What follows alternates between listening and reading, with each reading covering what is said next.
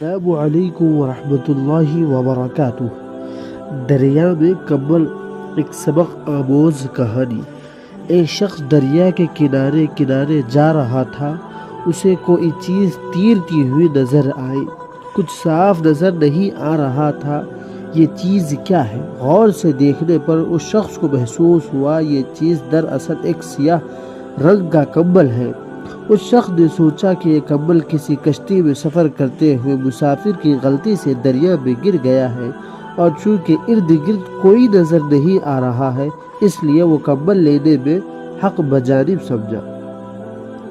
وہ ابھی سوچ ہی رہا تھا کہ کمبل کو کیسے حاصل کرے، اچانک کچھ دور سے ایک آدمی آتا ہوا دکھائی دیا۔ اس شخص نے سوچا کہ اس سے پہلے وہ دوسرا آدمی آنے سے پہلے میں کمبل کو لے لوں، اپنا حق جتانے دوں۔ یہ خیال آتے ہی اس شخص نے دیکھا دریا میں چھلانگ لگا دی اور تیزی سے کمبل کی طرف تیرتا ہوا اور آنن فانن کمبل کو